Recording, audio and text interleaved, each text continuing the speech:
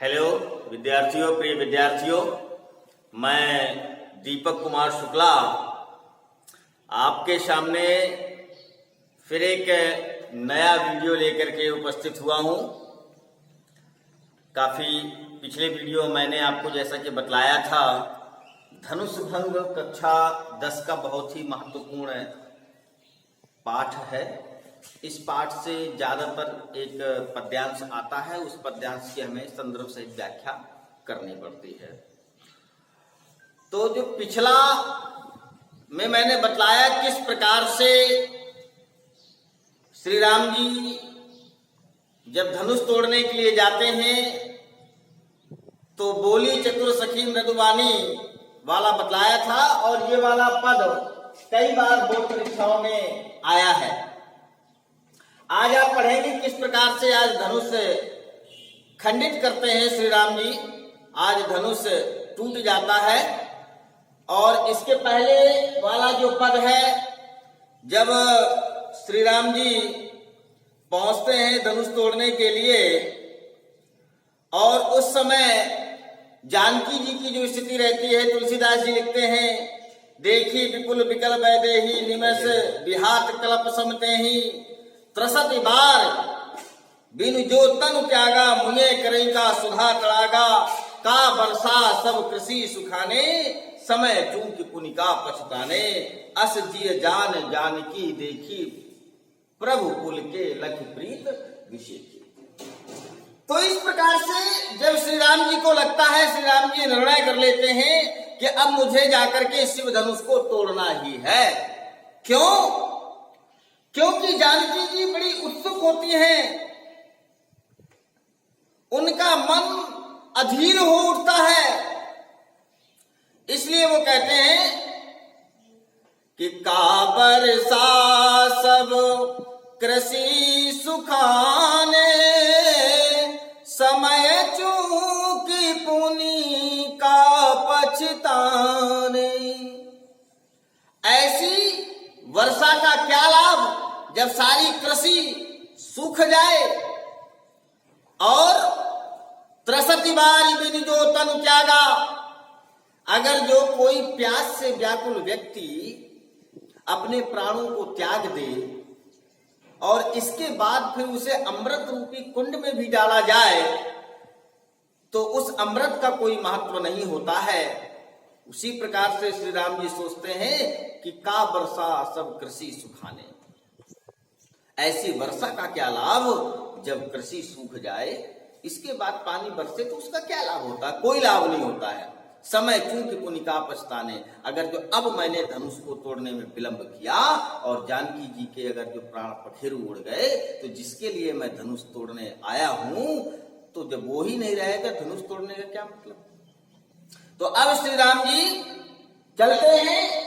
तुलसीदास जी लिखते हैं, जब निर्णय कर लेते हैं श्री राम जी कि अब मैं धनुष का खंडन अवश्य ही करूंगा, अब मैं एक पल की देरी नहीं लगाऊंगा, तो बहुत सुंदर पंक्ति लिखते हैं तुलसीदास जी।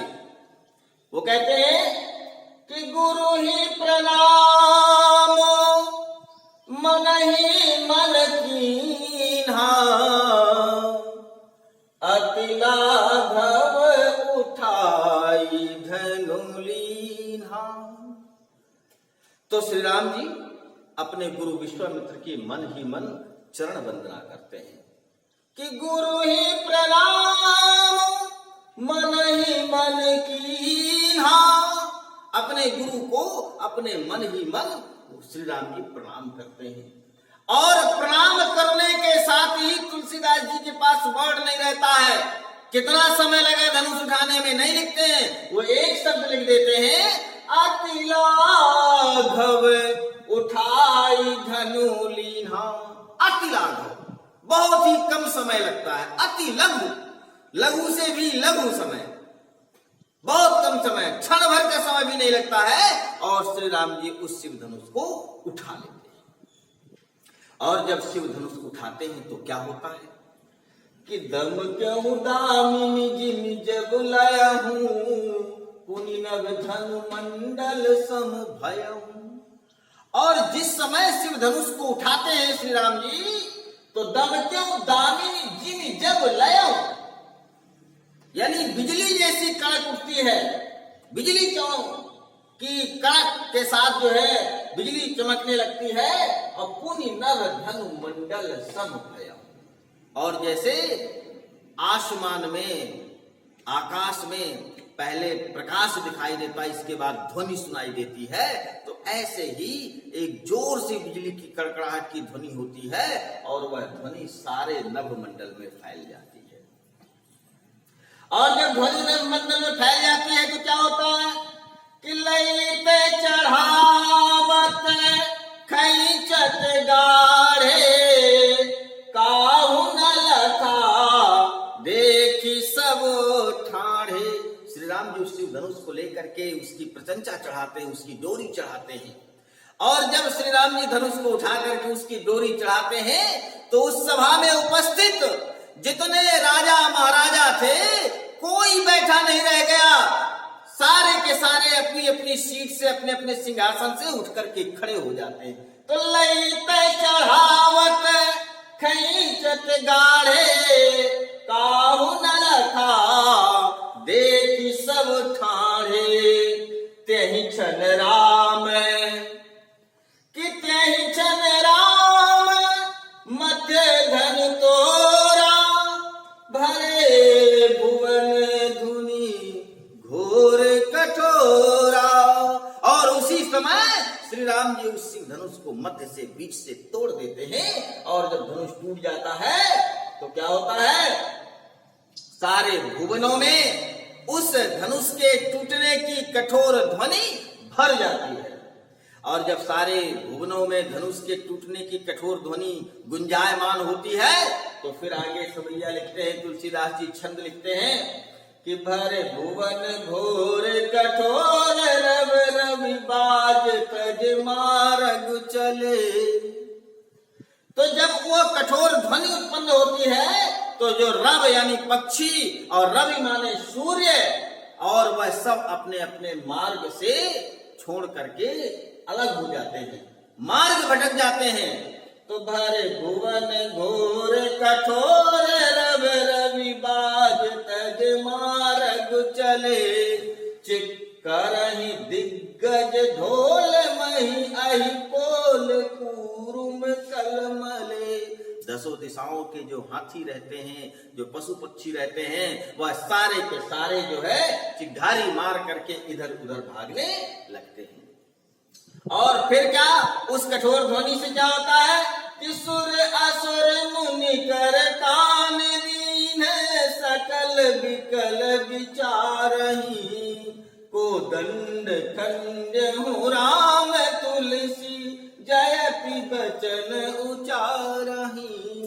तो सारे सुर असुर मुनि, ये सारे देवतागण गंधर्व, वो सभी कान लगा करके उस ध्वनि को सुनते हैं, और सुन करके एक ही सबके मन में विचार उत्पन्न होता है कि ऐसी इस प्रकृति में, इस ब्रह्मांड में ऐसी क्या घटना घटित हुई। तो सब अनुमान लगा लेते हैं कि लगता है आज श्री राम ने उस शिव धनुष का खंडन कर दिया, और श्री राम जी की जय जयकार करने लगते हैं।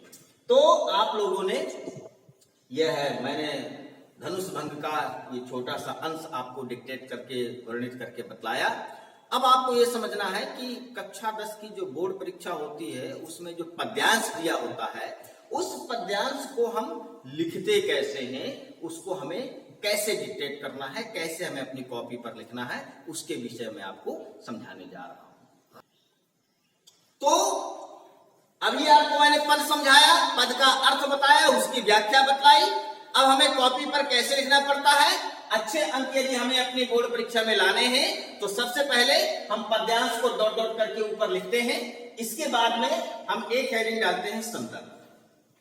संदर्भ में हम क्या लिखते हैं, संदर्भ में हम लिखते हैं प्रस्तुत पद्यांश हमारी पाठ्य पुस्तक हिंदी काव्य के धनुष भंग नामक पाठ से अवतरित हुआ है, जिसके रचयिता गोस्वामी तुलसीदास जी है। तो यानी लेखक का नाम और पाठ का नाम हम संदर्भ के अंतर्गत लिखते हैं। इसके बाद दूसरी हेडिंग डालते हैं हम प्रसंग। प्रसंग में जो भी पद दिया हो उस पद में किस समय का वर्णन है। तो जैसे मैंने ये पद समझाया, उस पद में क्या क्या प्रसंग है उसमें आपको लिखना है कि इस समय तुलसीदास जी ने प्रस्तुत पद्य में तुलसीदास जी ने धनुष भंग की उत्कृष्ट महिमा का वर्णन किया, धनुष के टूटने का वर्णन किया है और उसकी जो है अति संयोक्ति के रूप में उसका वर्णन किया है। फिर तीसरी हेडिंग हम डालेंगे व्याख्या। तीसरी हेडिंग क्या डालेंगे हम? व्याख्या डालेंगे।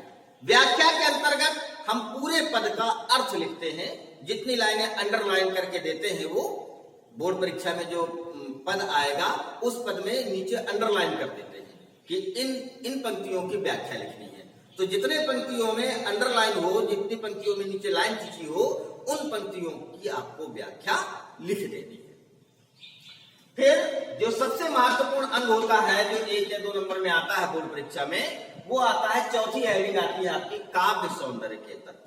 काव्य सौंदर्य के तत्वों को जरा ध्यान से आप समझ लीजिए, इसी में सबसे ज्यादा गलतियां होती हैं।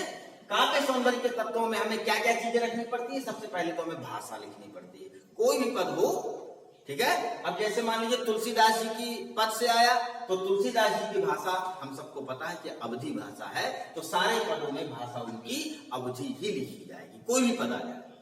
दूसरी हेडिंग हम डालेंगे काव्य सौंदर्य के तत्वों में शैली। तो शैली इनकी प्रबंध और चित्रात्मक शैली, ये भी सेम रहेगी। तीसरा है गुण।